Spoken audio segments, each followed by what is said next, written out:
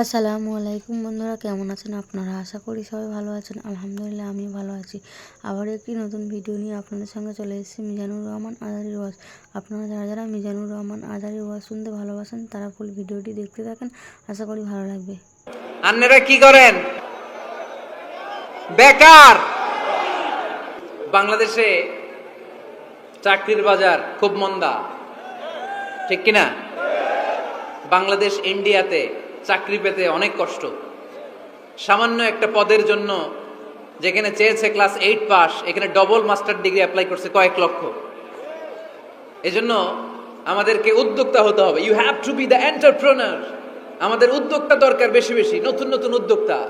নিজেই এমন আইডিয়া নিয়ে আসবে যেই আইডিয়া বিক্রি করে দুর্দান্ত আইডিয়া দিয়ে তুমি পুরো দেশ কাঁপিয়ে দিতে পারো। পারা যাবে না লক্ষ্মীপুরের ছেলেরা? আইডিয়ার অনেক দাম। You have to generate new ideas. নতুন নতুন আইডিয়া এনে মানুষ গোটা বিশ্বকে তাক লাগিয়ে দিচ্ছে। এই যে গত কয়েক বছর আগে কারের একটা রাইড চালু হয়েছে, নাম হয়েছে উবার। কি নাম? ঢাকায় যারা চলাফেরা করেন তারা হয়তো চড়েছেন। উবারের নাম শুনছেন না? কি করে জানেন? নিজেদের ব্যবসা নাই, পুঁজি নাই, পাত্তি নাই, অফিস নাই, কিচ্ছু নাই, কোটি কোটি টাকা হাতায় নিচ্ছে। Just idea, just they are generating new ideas. নতুন নতুন আইডিয়া দিয়ে গোটা বিশ্ব কাঁপিয়ে নিয়েছে একটা মোবাইল অ্যাপস এর মাধ্যমে। কিসের মাধ্যমে? Mobile apps.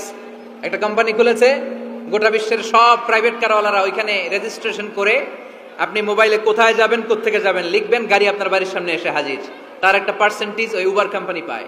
United states of আমেরিকার একটা স্টেট আছে সান ফ্রান্সিসকো, ওইখান থেকে শুরু করছে। 775টা সিটিতে ওদের অপারেশন আছে। বাংলাদেশে ঢাকাতেও আছে। আমি মালয়েশিয়াতে থাকি, ওখানেও আছে, ওখানেও আমরা চড়ি। প্রায় 63টা দেশে ওদের কাজ বাজ আছে। গত বছরে 2018 সালে ওদের প্রফিট ছিল, রেভিনিউ ছিল 11.27 billion US dollar, 11.27 US billion dollar. Just they are selling their ideas. নতুন নতুন আইডিয়া দিয়ে গোটা বিশ্ব কাঁপাচ্ছে। এই উবার যখন চালু হলো, আমি তখন মালয়েশিয়ায়, শুনলাম বাংলাদেশে নতুন আর একটা বাইর হইছে, পাঠাও। কি নাম? এটা বোধহয় সারা বাংলাদেশ ব্যাপী হয় নাই, 3টা জায়গায়, সিলেটে, চট্টগ্রামে আর ঢাকায়। এরা আরো চালাক। বাংলাদেশের ছেলেপেলেদের মাথায় চিকন চিকন অনেক বুদ্ধি। এরা ভাবলো এই উবার দিয়ে আর আমরা কত আগাবো, আমাদের গাড়ি আরো ছোট করতে হবে। এরা মোটরসাইকেল রাইড দেওয়া শুরু করছে। জ্যামের শহর ঢাকা, চিপা চাপা দিয়া এরা আপনারা নিয়ে জায়গা মতো পৌঁছায় দেবে। তো এই যে উবারের পরে আমাদের ছেলেরা বানাইলো পাঠাও। এরপরে কত কিছু বানাচ্ছে ছেলেপেলেরা, আমি তো এগুলো দেখে অবাক। রকমারি.com নাম শুনছো? বিক্রয়.com নাম শুনছো? ঘরে বসে বসে কোটি কোটি টাকা হাতিয়ে নিচ্ছে তারা। Just they are selling their ideas. যেহেতু আমাদের চাকরি কম, ওই চাকরির বাজারে আমরা লাইন দিতে চাই না। আমাদের মেধাকে খাটিয়ে খাটিয়ে আমরা নতুন তরুণ উদ্যোক্তা বানাতে চাই। চিল্লায় বলো ঠিক কিনা? উদ্যোক্তা যত বাড়বে ততই দেশের কল্যাণ হবে। মানুষ তাদের আইডিয়াকে কাজে লাগিয়ে গোটা বিশ্বকে তাক লাগিয়ে দিচ্ছে।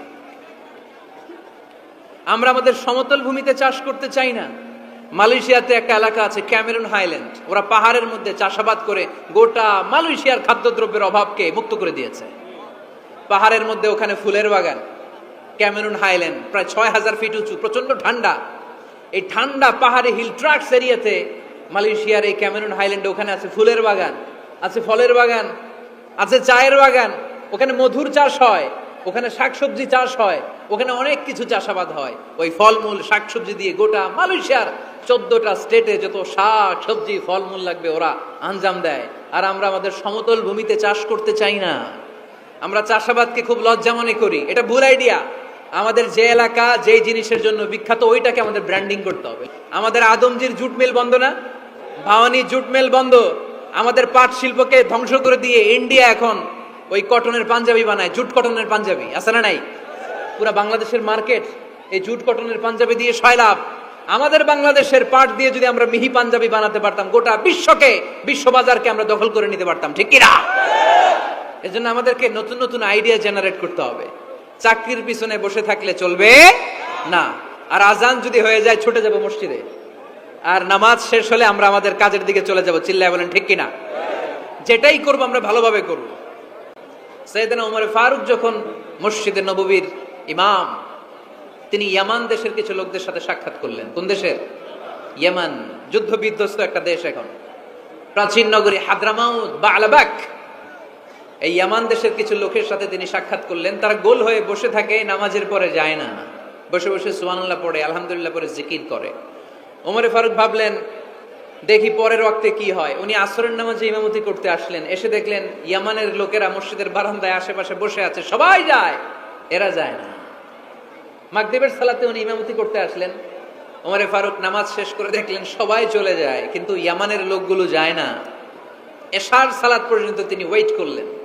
এশার নামাজ পড়ে চলে যাওয়ার সময় ওমরে ফারুক দেখলেন সবাই নামাজ পড়ে কাজে চলে যায়, কিন্তু ইয়ামান দেশের লোকগুলো যায় না। ওমরে ফারুক বললেন মা বালুকুম মা খাতবুকুম, ঘটনা কি, কি হয়েছে তোমাদের? সবাই নামাজ পড়ে চলে যায়, কাজে যায়, তোমরা যাও না কেন?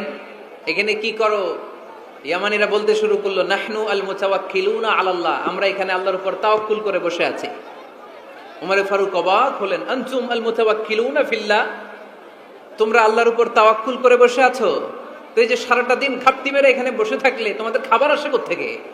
উপার্জন হয় কি করে? ইনকাম আসে কোত্থেকে? রুজি রুটি হয় কোত্থেকে?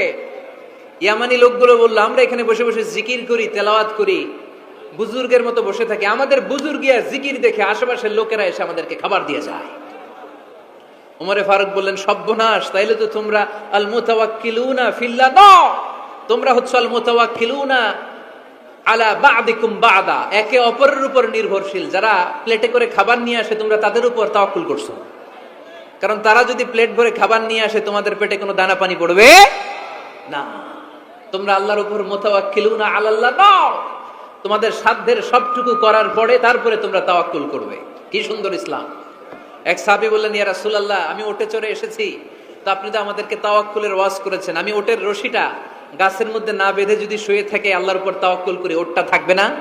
বিশ্বনবী বললেন না, তোমার ওট থাকবে না, আগে রশি দিয়ে ওটটা বাঁধো, ইআকিলহা সুম্মা তাওয়াক্কাল আলাল্লাহ, আগে টাইট করে রশি দিয়ে গাছের সাথে ওটের রশিটা বাঁধো, এরপর আল্লাহর উপর তাওয়াক্কুল করো। এটার নাম তাওয়াক্কুল। চিল্লায় বলেন ঠিক কি না? আপনার পার্টটা আপনার করতে হবে, আপনার যে রোল, এই রোলটা প্লে করতে হবে। আপনার সর্বোচ্চটুকু করার পরে আমরা তাওয়াক্কুল করি একজনের উপর। চিল্লায় বলেন তিনি কে? ওমরে ফারুক বললেন তোমরা মুতাওয়াক্কিলুনা আলাল্লাহ নাও, তোমরা বের হয়ে যাও, খবরদার এরপরে কোনো দিন তোমাদেরকে যেন এই মসজিদের মধ্যে ঘাপটি মেরে গোল হয়ে বসে থাকতে না দেখা যায়। কারণ ফাইদা কুদিয়াতিস সালাতু ফান্তাশিরু ফিল আরদ ওয়াবতাগু মিন ফাদলিল্লাহ, ইসলামের বিধান হচ্ছে যখন নামাজ শেষ মসজিদে বসে থাকা যাবে। চিল্লায় বলেন বসে থাকা যাবে? যাবে না, সর্বোচ্চটুকু করে তারপরে আপনাকে বের হয়ে যেতে হবে। প্রতিদিন সকালবেলা পাখির বাসা থেকে দেখবেন পাখিগুলো খালি পেটে বের হয়ে যায়। আপনাদের এই এলাকায় পাখির বাসা আছে? কি পাখির বাসা আছে? হ্যাঁ, সব পাখি আছে। তো সকালবেলা দেখবেন পাখির বাসা থেকে পাখিগুলো খালি পেটে বের হয়ে যায়। বিকেল বেলায় পাখিগুলোর ওদর ফুর্তি করে পেট ভর্তি করে আবার পাখির নিড়ে ফিরিয়ে দেয় কে? কারণ পাখিগুলো তাওয়াক্কুল করেছে কার উপর? পাখিগুলো তাওয়াক্কুল করে যদি পাখির নিড়েই বসে থাকতো ওদের পেটে খাবার আসতো? কথা বলেন। বিশ্বনবী এটাই বললেন তাকদু খিমাসান ওয়া তারুহু বিতানান, তোমরা যদি পাখির মতো তাওয়াক্কুল করো, মানে আল্লাহর উপর তাওয়াক্কুল করে জমিনে বের হয়ে যাও, তোমাদেরও রিজিকের দায়িত্ব নিয়ে নিবে কে? সকালবেলা প্রতিটা পাখি না খেয়ে বের হয়ে যায়, একটা পাখির পেটের ভেতরে কোনো দানা পানি নাই, কিন্তু আল্লাহর উপর তাওয়াক্কুল করে পাখিগুলো যখন বের হয়ে যায় বিকেল বেলা পেট ভর্তি করে ওদর ভর্তি করে আবার পাখির নিরে পাখিগুলোরে ফিরিয়ে দেয় কে? পাখিগুলোকে আমাদের মতো খাবার জমা করে রাখতে পারে? আমরা তো 7 দিনের বাজার একবারে করে ফ্রিজে রাখি, পাখিদের ফ্রিজ আছে না? আছে। আমাদের অতিরিক্ত টাকা হলে আমরা ব্যাংকে ব্যালেন্স করে রাখতে পারি, অ্যাকাউন্ট করে রাখতে পারি, পাখিরাও তো অ্যাকাউন্ট করে রাখে না?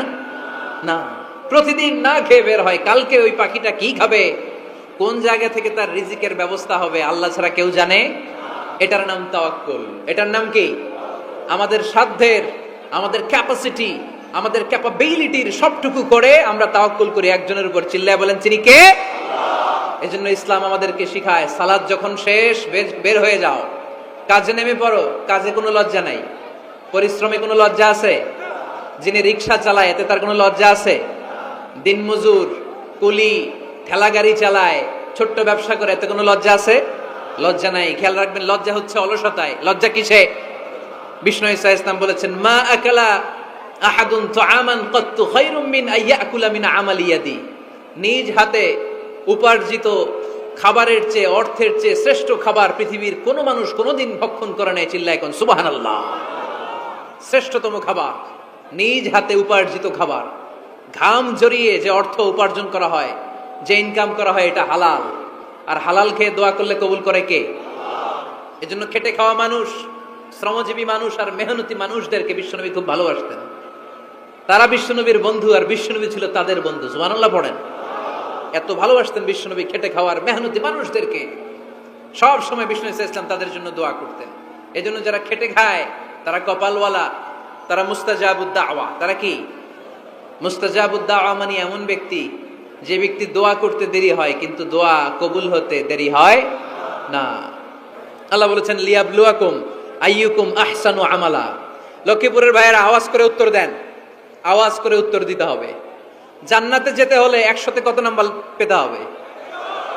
হ্যাঁ, হয় নাই 51। কি নাম তোমার? হ্যাঁ, ফরহাদ। জান্নাতে যেতে হলে 100তে আমার দরকার 51। 100তে কত লাগবে? ফাআম্মা মান সাকুলাত মাওয়াজিনুহু ফাহুয়া ফি আইশাতির রাদিয়া। সেদিন মিজানের পাল্লা যার ভারী হয়ে যাবে সে আনন্দ উৎসবে থাকবে।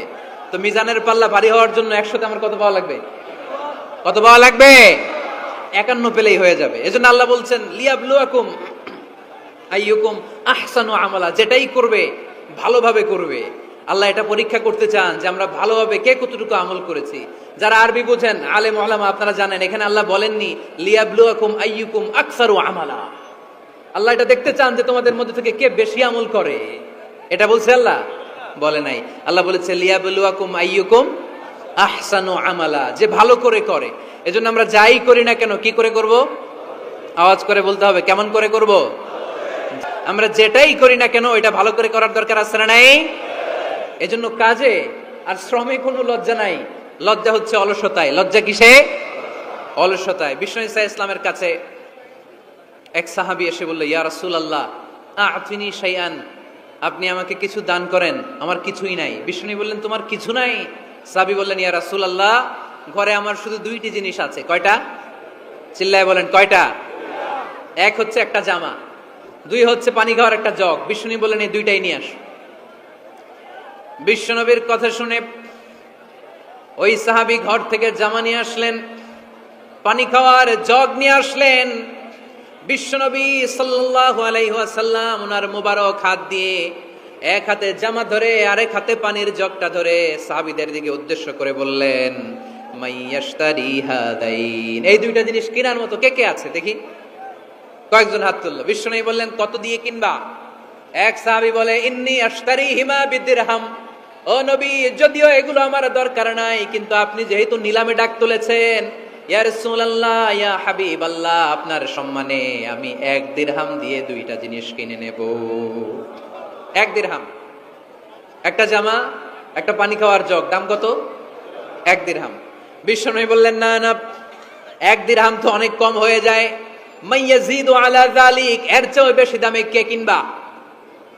আরেক সাহাবী হাত তুলে বলতে লাগলো, ইয়া রাসূলুল্লাহ, ইয়া হাবিবাল্লাহ, ওয়া ইন্নী আশতারিহিমা বিদিরহামাইন, আমি এই জামাটার পানি খাওয়ার জগটা 1 দিরহাম নয় 2 দিরহামের বিনিময়ে কিনতে চাই। বিষ্ণু ঈসা ইসলাম ওই সাহাবাকে দিয়ে দিলেন। দিয়ে 2 দিরহাম নিয়ে, যে লোকটা ভিক্ষা করতে এসেছিল তার হাতে 2 দিরহাম দিয়ে বললেন, যাও 1 দিরহাম দিয়ে ঘরে খাবার কিনে দিয়ে আসো, আর 1 দিরহাম দিয়ে একটা কুঠার কিনে নিয়ে আসো। শুনতেছেন? কি কিনে নিয়ে আসো? কুঠার দিয়ে কি করে? গাছ কাটে। ওই সাহাবী কুঠার কিনে নিয়ে আসার পরে বিশ্বনবী নিজ হাতে কুঠারের মধ্যে একটা কাঠের হাতল লাগাই দিলেন। আল্লাহু আকবার। হাতল ছাড়া কুঠার ইউজ করা যাবে? বিশ্বনবী নিজ হাতে ওই কুঠারের ভেতরে একটা হাতল লাগাই দিলেন আর বললেন, লা উরিদু আন আরাকা 15 আইয়াম, এই কুঠার নিয়ে জঙ্গলে যাও, গায়ে অনেক শক্তি আছে, কাঠ কাটো, এই কাঠ কেটে বাজারে বিক্রি করো, সামনের 15 দিন যেন আমি আমার চোখের সামনে তোমার না দেখি। বিশ্বনবীর পরামর্শ অনুযায়ী কুঠার নিয়ে ওই সাহাবী জঙ্গলে চলে গেলেন। কাঠ কেটে বাজারে বিক্রি করতে করতে 15 দিন পরে 10 দিরহাম নিয়ে বিশ্বনবীর দরবারে হাজির হয়ে গেলেন। 10 দিরহাম নিয়ে বিশ্বনবীর কাছে হাজির হয়ে গেলেন। সাহাবী এসে বলল, ইয়া রাসূলুল্লাহ, এখন আর আমার ভিক্ষা করা লাগে না, আমার গায়ে অনেক শক্তি আল্লাহ দিয়েছে, আই এম ভেরি এনার্জেটিক। আপনার দেয়া বরকতের কুঠার দিয়ে আমি কাঠ কেটে কেটে স্বাবলম্বী হতে শুরু করেছি। সুবহানাল্লাহ পড়েন।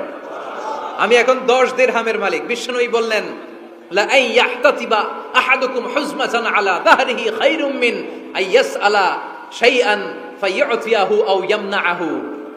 যাদের গায়ে শক্তি আছে তারা ভিক্ষা না করে কাঠ কেটে পিঠে সেই বোঝা নিয়ে বাজারে বিক্রি করা অনেক ভালো। কারণ কারো কাছে যদি তুমি হাত পাতো, সে দিতেও পারে, নাও দিতে পারে। আর কষ্ট করলে কষ্ট কোনোদিন বৃথা যায় না। চিল্লায় বলেন ঠিক কিনা? বিষ্ণু ইসা ইসলামের অনুপ্রেরণায় এই সাহাবা অল্প কিছুদিনের ব্যবধানে স্বাবলম্বী হয়ে গেলেন। What is the moral of the story? বিশ্বনবীর এই প্রফেটিক স্টোরি থেকে আমাদের কি শিক্ষা?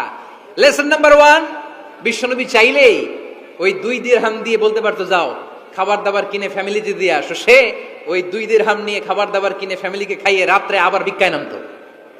কথা কন, রাত্রে কি করতো? ভিক্ষায় নামতো। বিষ্ণু ইসা ইসলাম তাকে কাজ করে খাওয়ার জন্য উৎসাহ দিলেন। পাশাপাশি বিষ্ণু ইসা ইসলাম পার্মানেন্ট সলিউশন দিলেন। এজন্য পার্মানেন্ট সলিউশনের ব্যবস্থা করতে হবে। অনেকে আমরা যাকাত দেই, যাকাতের শাড়ি দেই, যাকাতের লুঙ্গি দেই, আছে না নাই? যাকাতের লুঙ্গি বলতে কোনো কথা ইসলামে নাই। এগুলো খুব কম দামি শাড়ি, যাদেরকে এগুলো দেওয়া হয় তাদেরকে অপমান করা হয়, ঠিক কি না? আল্লাহ বলেছেন, ওয়ালাকাদ কাররামনা বানি আদম, I have dignified the status of the sons of Adam. আমি আদমের সব সন্তানদেরকে সম্মানিত করেছি। সুবহানাল্লাহ পড়েন। আপনাদের চেয়ে সম্মানিত কেউ আছে? মানুষের চেয়ে সম্মানিত গোটা বিশ্বে আর কোনো মাখলুকাত আছে? নাই। এজন্য যাকাতের শাড়ি দেয়া যাবে না, যাকাতের লুঙ্গি দেয়া যাবে না। যাকাতের শাড়ি আপনারা দেখছেন? এটারে একবার ধোয়ার পরে দ্বিতীয়বার পরা যায় না। মশারি কি পাতলা, এর চেয়েও পাতলা। এই জন্য যাকাতের শাড়ি, যাকাতের লুঙ্গি বলতে ইসলামে কোনো পরিভাষা নাই। আপনাকে স্বাবলম্বী করে দেওয়ার চেষ্টা করতে হবে। যারা লক্ষ্মীপুর জেলায় বিজনেস ম্যাগনেট আছেন, তারা একসাথে হয়ে একটা স্ট্রং যাকাত ম্যানেজমেন্ট প্ল্যাটফর্ম করতে পারে, যেখান থেকে আপনারা বিভিন্ন থানায়, বিভিন্ন গ্রামে বাছাই করে করে কিছু ভাইদেরকে যাকাত দিতে পারেন স্বাবলম্বী করার উদ্দেশ্যে। যেই ফ্যামিলিকে আছে, কি নাম এটার? পল্লী উন্নয়ন ক্লাব। মাশাআল্লাহ, যাকাত ফান্ড দিয়ে বিদেশে লোক পাঠায়। এর চেয়ে সুন্দর পদ্ধতিতে যাকাত বিতরণ আর হতে পারে? যেই লোকটাকে, যেই ছেলেটাকে বিদেশে পাঠানো হয়েছে, ওই ফ্যামিলিটা আর কোনোদিন যাকাতের শাড়ি নেওয়ার জন্য লাইনে দাঁড়াবে? যেই ছেলেটাকে ওনারা অস্ট্রেলিয়ান গাভী কিনে দিছে, দুধ বিক্রি করে যেই ফ্যামিলিটা স্বাবলম্বী হতে শুরু করেছে, তারা আর কোনোদিন যাকাতের লাইনে যেয়ে দাঁড়াবে না। এজন্য যাকাত দিতে হবে স্বাবলম্বী করার জন্য। ইসলাম আমাদেরকে এটাই শিখিয়েছে, কাজ করে খেতে হবে। কাজে লজ্জা নেই, লজ্জা হচ্ছে অলসতায়। লজ্জা কিসে? আজকের আলোচনা থেকে এটা মুখস্থ করে নিতে হবে। কাজে লজ্জা নেই। লক্ষ্মীপুরের ইয়াংস্টারেরা শ্রমে লজ্জা নেই, পরিশ্রমে লজ্জা নেই, লজ্জা অলসতায়। লজ্জা কিসে? আরো জোরে। নবীরা কি এমনি এমনি বসে বসে খাইছে? কঠিন পরিস্থিতিতেও নবীরা পরিশ্রম করে উপার্জন করা লেগেছে, ঠিক কিনা? সাইয়েদনা মারিয়াম আলাইহিস সালাম, যার নামে আল্লাহ তাআলা কোরআনে একটা সূরা দিলেন, উনি পৃথিবীতে এমন একজন মহিয়সী নারী, যেই নারীর গর্ভে, যেই নারীর পেটের ভেতরে স্বামীর স্পর্শ ছাড়া সন্তান দিয়েছে কে? সাইয়েদনা ঈসা আলাইহিস সালাম পেটে আসলেন। মারিয়াম আলাইহিস সালাম লজ্জা পেলেন। হায় হায়, কেমন করে এলাকাবাসীদের কাছে আমি আমার মুখ দেখাবো? বিয়ে করি নাই, স্বামী নাই, বিয়ে হয় নাই, স্বামী নাই, কিন্তু পেটে সন্তান চলে এসেছে। হায় হায়, এলাকায় কেমনে মুখ দেখাবো? লজ্জায় পড়ে মারিয়াম আলাইহিস সালাম এলাকা থেকে চলে গেলেন। কি অবাক করা কাণ্ড! বাচ্চা ভূমিষ্ঠ হওয়ার জন্য, বড় হওয়ার জন্য 6 মাস 7 মাস লাগে নাই, পেটে বাচ্চা আসার সাথে সাথে বাচ্চাটারে বড় করে দিয়েছে কে? সাইয়্যিদাতুনা মারিয়াম আলাইহিস সালাম এবার বসে বললেন, বুঝতে আরম্ভ করলেন প্রেগন্যান্সির পেইন উঠেছে। হঠাৎ করে পেট থেকে বাচ্চা ভূমিষ্ঠ হয়ে যাওয়ার পরে উনি কাঁপতে আরম্ভ করলেন। ক্ষুধার চোটে খাবার কিছু নাই, সামনে ঝর্ণা, উপরে একটা খেজুর গাছ। সাইয়েদনা ঈসা আলাইহিস সালামকে কোলে নিয়ে মারিয়াম আলাইহিস সালাম মনে মনে ভাবে, হায় রে, কেউ যদি একটু খেজুর পেড়ে দিত, এই ক্ষুধার মুহূর্তে আমি খেজুর খেয়ে পেটের ক্ষুধা নিবারণ করতাম। রব্বুল আলামিন মারিয়ামকে উদ্দেশ্য করে আয়াত নাজিল করে দিলেন, ওয়া হুজ্জি ইলাইকি বিজিযইন নাখলাতি তুসাকিত আলাইকি রতবান জানিয়া। কোরআন সাক্ষী, হুজ্জি ইলাইকি বিজিযইন নাখলা, এর মানে হচ্ছে মারিয়াম কেউ পেড়ে দিবে না, একটু কষ্ট করে হাতটা উঁচু করে খেজুরের ডালা ধরে ঝাঁকুনি মারো, নষ্ট সে কাঁচা পাকা খেজুর নিচের দিকে পড়বে, তারপর তুমি তুলে খাবে। সুবহানাল্লাহ পড়ে। আল্লাহ চাইলে অটোমেটিক্যালি কারামাত হিসেবে খেজুরগুলো নিচে ফেলতে পারতেন না? কথা কন, খেজুরগুলো অটোমেটিক্যালি নিচের দিকে পড়ছে? পড়ে নাই। আল্লাহ শিক্ষা দিয়েছে, যেই পরিস্থিতিতে থাকো না কেন তোমাকে শ্রম ব্যয় করে কষ্ট করে তোমার উপার্জন করতে হবে, রিজিকের বন্দোবস্ত করতে হবে। চিল্লায় বলেন ঠিক কিনা? ইসলাম আমাদেরকে এটাই শিখিয়েছে, কাজে লজ্জা নাই। আবার বিশ্বনবী বললেন, ইন খামাতিস সাআ ওয়া ফি ইয়াদি আহাদিকুম ফাসিলাতুন, তোমাদের কারো হাতে যদি একটা চারা বীজ থাকে, সে যদি দেখে কিয়ামত হতে শুরু করেছে, ফা ইন ইসতাতাআ আন ইয়াগরিসাহা ক্বাবলা আন তাকুমাস সাআ ফালইয়াগরিসহা, কারো হাতে একটা চারা বীজ নিয়ত করেছে, চারা বীজটা রোপণ করবে, ইন দা মিন টাইম দেখলো কিয়ামত হতে শুরু করেছে, বিশ্বনবী বললেন, যদি তোমার সুযোগ থাকে কিয়ামত হওয়ার আগে চারা বীজটা রোপণ করে দাও। কথা বুঝতে পেরেছেন?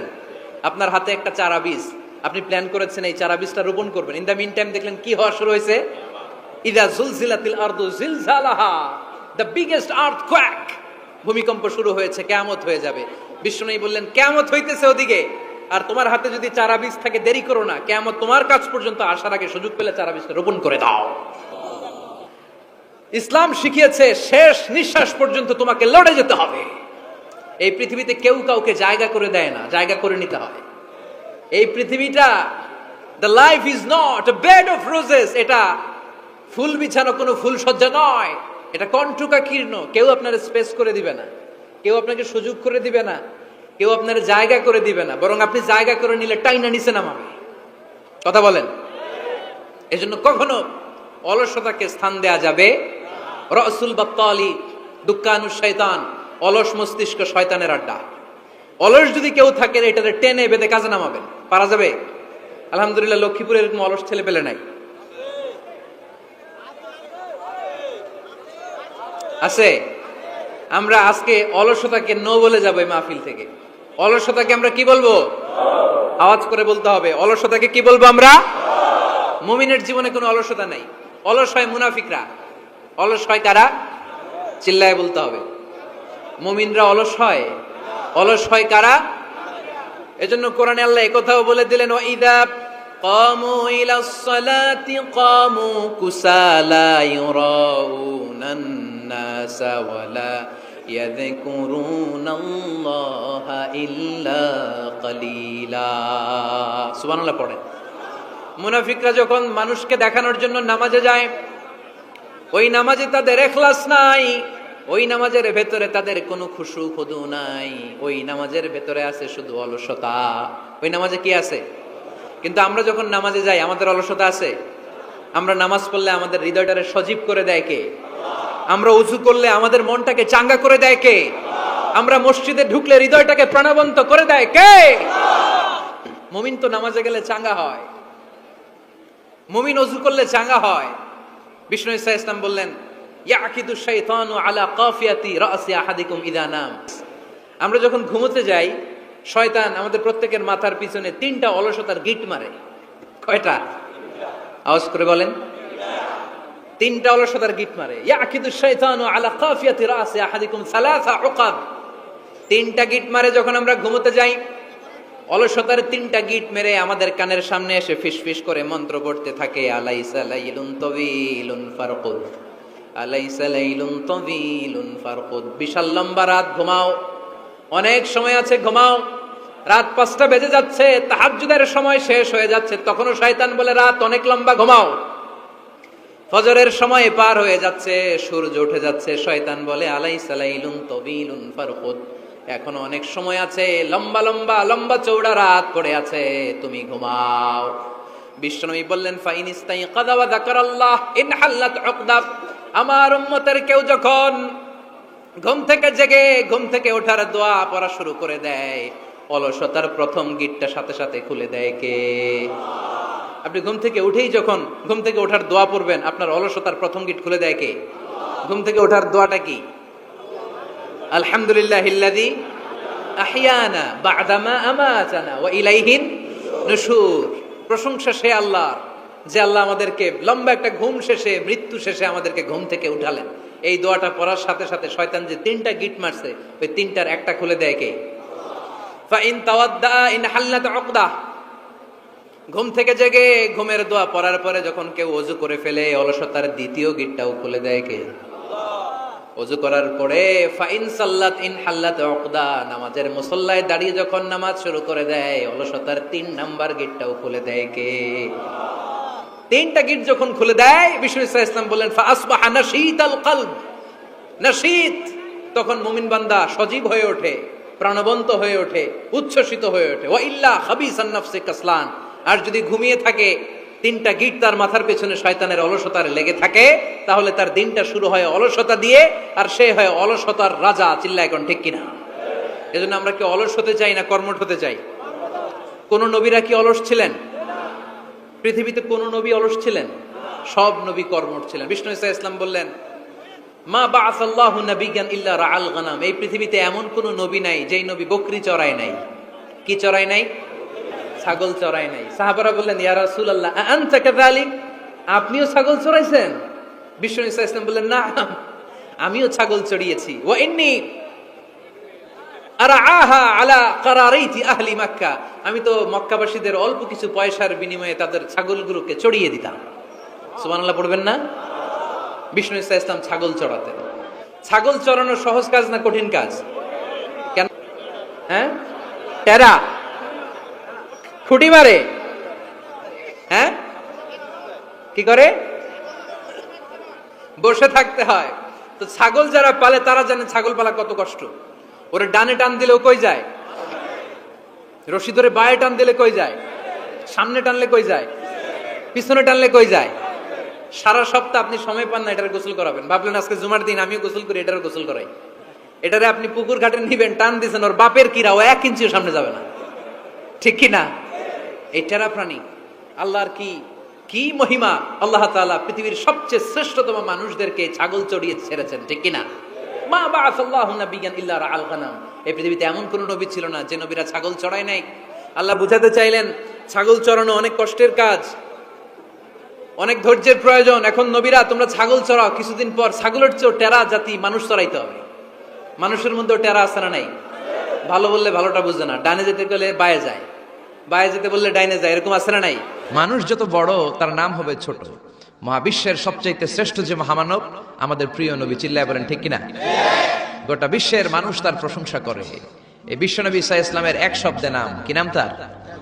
মুহাম্মদ, MUHAMMAD, মিম হা মিম দাল, মুহাম্মদ, এক শব্দে তার নাম। এত কিছু নাই, এত উপাধি নাই, লকব নাই, কত সুন্দর করে আল্লাহ তার নামে একটা কোরআনের সূরাও দিলেন। জোরে বলেন ঠিক কিনা? এই নবীর প্রশংসা শুধু আমরা করি না, গোটা বিশ্ব করে। গোটা বিশ্বের মানুষ আমার নবীর প্রেমে ভালোবাসায় মাতোয়ারা। আপনি ইংল্যান্ডের ব্রিটিশ মিউজিয়ামে যদি কখনো ঢুকেন, দেখবেন ইংল্যান্ডের ব্রিটিশ মিউজিয়ামের এন্ট্রান্সেই সাদা পাথরের ফলকে লেখা as a father, as a teacher, as a law giver, as a law maker, as a reformer of the society, Muhammad is the superman of the world. বাবা হিসেবে, নেতা হিসেবে, সমাজ সংস্কারক হিসেবে মুহাম্মদ হচ্ছে এই পৃথিবীর একজন সুপারম্যান। ও যুবক ভাইরা, সুপারম্যানের টি শার্ট গেঞ্জি লাগালে সুপারম্যান হওয়া যায় না, সুপারম্যানের ট্যাটু লাগালে সুপারম্যান হওয়া যায় না, সুপারম্যানের স্টিকার লাগালে সুপারম্যান হওয়া যায় না। সুপারম্যান হতে হলে বিশ্বনবীর অনুসারী হওয়া লাগে। চিল্লায় বলেন ঠিক কিনা? এটা কি কোনো মুসলিম দেশের জাদুঘরে মিউজিয়ামে লেখা নাকি খ্রিস্টানদের জাদুঘরে? আসলে এবার বৌদ্ধ ধর্মে ঢুকি। বৌদ্ধদের বর্তমান বিশ্বের সবচেয়ে বড় ধর্মীয় নেতার নাম দালাই লামা, তিব্বতের ধর্মীয় গুরু। তিনি একটা ইন্টারন্যাশনাল কনফারেন্সে বলেছেন, the last messenger of Muslim community, মুসলিম বিশ্বের সর্বশেষ নবী তিনি সাধারণ কোনো মানব নন, তিনি অবিসংবাদিত মানব হয়ে পৃথিবীতে এসেছেন। এটা কোনো মুসলমানের কমেন্ট নাকি বৌদ্ধদের কমেন্ট? সুবহানাল্লাহ কইতে মন চায় না? এবার আসেন খ্রিস্টানরা আবার কি বলে। মাইকেল এইচ হার্ট একটা বই লিখেছেন, বইটার নাম হচ্ছে দি 100, a ranking of the most influential personality in the world। পৃথিবী কাঁপানো 100 জন মনীষীর জীবনী তিনি সেখানে এনেছেন। সেখানে তিনি তার ধর্মের নবী জেসাস ক্রাইস্ট, যীশু খ্রিস্টের জীবনী এনেছেন, মুসা আলাইহিস সালামের জীবনী এনেছেন, জোসেফ, ইউসুফ আলাইহিস সালামের জীবনী এনেছেন, আব্রাহাম মানে ইব্রাহিম আলাইহিস সালামের জীবনী এনেছেন, আদম আলাইহিস সালামের জীবনী এনেছেন, আইনস্টাইনের জীবনী এনেছেন, আইজাক নিউটনের জীবনী এনেছেন, দালাই লামার জীবনী এনেছেন, গোটা বিশ্ব কাঁপানো সব নেতাদের জীবনী এনেছেন। কিন্তু তিনি খ্রিস্টান হয়েও সর্বপ্রথমে র্যাঙ্কিং এ যাকে 1 নম্বরে রেখেছেন তিনি হচ্ছেন আমার নবী, আপনার নবী, পেয়ারা নবী, বিশ্ব নবী মুহাম্মদুর রাসূলুল্লাহ। সাল্লাল্লাহু আলাইহি সাল্লামের নাম। এটা এই বইয়ের লেখক কি কোনো মুসলমান না খ্রিস্টান? এবার আসেন হিন্দু ধর্মের একটু ঢুমারি। মহাত্মা গান্ধীর নাম শুনছেন? ভারতের অবিসংবাদিত নেতা, ব্রিটিশ খেদাও আন্দোলনের পুরোধা, যিনি বারোত ল করেছেন লন্ডন থেকে, পেশায় একজন ব্যারিস্টার। তিনি ভাবলেন সবসময় মুসলমানদের একজন নবীর কথা শুনি, আমার হিন্দুস্থানে সবাই বলে মোহাম্মদ মোহাম্মদ, কেই মোহাম্মদ, দেখি তো তার একটা জীবনী গ্রন্থ পড়ি। তো 2 খণ্ডের একটা জীবনী গ্রন্থের প্রথম খণ্ড উনি পেলেন। উনি ভাবলেন ভূমিকাটা, বইয়ের ভূমিকাটা পড়ে রেখে দিব, পুরোটা পড়ার দরকার নাই। কিন্তু ভূমিকা পড়ার পরে পুরো জীবনী পড়ার আগ্রহ, কৌতূহল, কিউরিয়াসিটি তার অন্তরে ঢুকিয়ে দিল কে? পড়তে শুরু করলো। বিশ্বনবীর শৈশবকাল, কৈশোরকাল, যৌবনকাল, তার বিবাহ, তার সমাজনীতি, তার রাষ্ট্রনীতি, তার আন্তর্জাতিক নীতি, তার মাক্কি জীবন, তার মাদানী জীবন। পড়তে পড়তে প্রথম খণ্ড শেষ। এখন দ্বিতীয় খণ্ড পড়ার দরকার আছে না নাই? দ্বিতীয় খণ্ড তো তার কাছে নাই। তিনি একবার ইন্ডিয়ার পুরাতন লাইব্রেরিগুলোকে তন্ন তন্ন করে খুঁজে দ্বিতীয় খণ্ড জোগাড় করলেন, সেটাও পড়লেন। পরে তিনি অবাক। তিনি কমেন্ট করলেন, I have scanned lot of biographies in my life, but the biography of last messenger Muhammad was an unique, unparalleled and fantastic biography I've ever read. চিল্লায় বলেন আল্লাহু আকবার। আমি ভারতের নেতা মহাত্মা গান্ধী অনেকের জীবনী পড়লাম, কিন্তু মুসলমানদের নবী মুহাম্মাদের জীবনীর মতো কোনো জীবনী পাই নাই। এই জীবনীটা, এটা একটা ইউনিক, আনপ্যারালাল, ফ্যান্টাস্টিক জীবনী, যে জীবনীর সাথে কারো জীবনীর কোনো মিল নাই। পড়েন সুবহানাল্লাহ। এটা কোনো মুসলমানের কথা না হিন্দুর কথা? এটা হিন্দুর কথা। ইংলিশ লিটারেচার নিয়ে যারা পড়াশোনা করো তোমরা জর্জ বার্নার্ড শোর নাম শুনে থাকবে, শুনেছো? তিনি লিখেছেন বিশ্বনবীর বায়োগ্রাফি পড়ে, I've studied him, the wonderful man. In my opinion, far from being antichrist, and he must be called the savior of humanity. আমি মুহাম্মাদের জীবনীটাকে ব্যক্তিগতভাবে পড়েছি। আমার পক্ষ থেকে তাকে খ্রিস্টান বিরোধী বলাতে দূরের কথা, তাকে মানবতার ত্রাণকর্তা বলতে হবে। চিল্লায় বলেন সুবহানাল্লাহ। ব্লগ লিখে লিখে বিশ্বনবীর জীবনীর ব্যাপারে কুৎসা রটনা করে, গালি দেয় আর ফতুয়া ছড়ায়। নবী কেন এতগুলো বিয়ে করলো? 11 জন বিবি কেন তার? 2 জন দাসী কেন তার? এগুলো তাদের চোখে পড়ে, কিন্তু 25 বছরের একজন তাগড়া যুবক 40 বছরের একজন প্রৌঢ় নারীকে যে বিয়ে করেছে সেটা তাদের চোখে পড়ে না। এই মহামানবটা একটা কুমারী নারীকে বিয়ে করেছে, আয়েশা, বাকি সবগুলা ছিল বিধবা। খাদিজা শুধু 40 বছরের প্রৌঢ় নারী নয়, বিশ্বনবীর সংসারে আসার আগেও খাদিজার আরো 2টা বিয়ে হয়েছে। খাদিজার গর্ভে অনেকগুলো সন্তান এসেছে, এগুলো তারা দেখে না। তিনি বিধবাদেরকে স্থান দিয়েছেন, প্রত্যেকটা বিয়ে আল্লাহর আদেশে করেছেন। চিল্লায় বলেন আল্লাহু আকবার। মা আয়েশার চেহারাটা সাইয়েদনা জিবরাইল রেশমি কাপড়ের মধ্যে করে বিশ্বনবীর কাছে এসে বললেন, ইয়া রাসূলুল্লাহ, দেখেন তো মেয়েটাকে কেমন লাগে। বিশ্বনবী বললেন, ভালো লাগে, কিন্তু মেয়েটা কার? সাইয়েদনা জিবরাইল বললেন, আপনার বন্ধু আবু বকরের মেয়ে, পছন্দ হয় কিনা বলেন। বিশ্বনবী বললেন হয়। তার কয়েকদিন পরে ডাইরেক্ট প্রপোজ, আল্লাহর কাছ থেকে সরাসরি প্রপোজাল এসেছে। জিবরাইল ছবি নিয়ে এসে বললেন, ইয়া রাসূলুল্লাহ, আল্লাহ প্রপোজাল পাঠিয়েছেন, বিয়ের প্রস্তাব। আমি হলাম বিয়ের ঘটক, আল্লাহ হলেন বিয়ের কাজী। বিশ্বনবী বললেন, জিবরাইল রে, তুমি যদি বিয়ের ঘটক হও, আল্লাহ যদি হয় বিয়ের কাজী, আমি মুহাম্মদ রাজি। বিয়ে হয়ে গেল। এভাবে প্রত্যেকটা বিয়ে বিশ্বনবী সাল্লাল্লাহু আলাইহি ওয়াসাল্লাম আল্লাহ তাআলার অর্ডার পেয়ে করেছেন, নিজের মন গড়া করে নাই। ওই নবীর বিরুদ্ধে যারা কথা বলে এগুলো মানুষ নয়, এগুলো অমানুষ। জোরে বলেন ঠিক কিনা?